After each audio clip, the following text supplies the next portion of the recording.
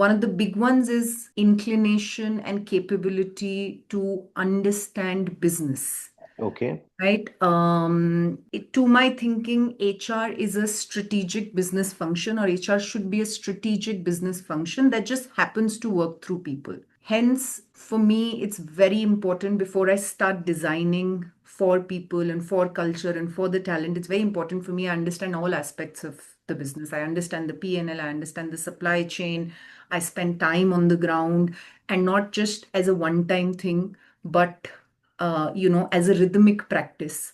I also think it's very in the HR function, especially across roles. I think it's very important for you to be connected with your workforce, for you to be able to understand and articulate what is it that they actually do on the ground. I think that's one piece that has always. So when I sit on a table and I talk an HR practice, I very often will give it the business color, will give it the Very nice. employee connect color before I come to the science part of HR, the model, the framework part of HR. And I think that I would say is always, I find that model very well suited to navigate different kind of stakeholders, Correct. which we have to do in the jobs that we do.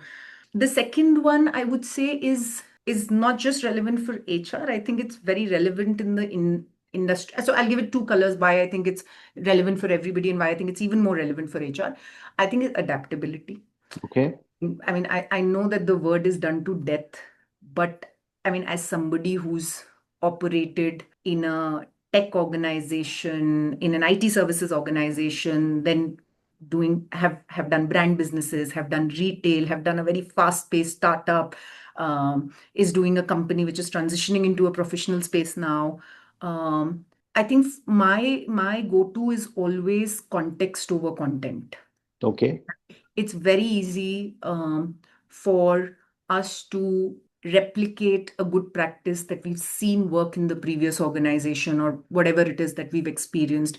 But for you to be able to adapt to your current company's context, and when I say context, I mean what is the culture, what is the business, how does work get done, what makes the people tick, and what will really add value to the business is how I define adaptability. Right? Otherwise, it's very, very commonplace to see a lot of fads coming in because somebody else is doing it. You will also do it, but it's not really moving the needle much. Correct. Because you've chosen content first Correct. rather than context, right? So I would say adaptability. And I was going to say why I think it's relevant for HR people, because I think that's the beauty of this profession. More than other functions, I think HR is very fungible across industries. Correct.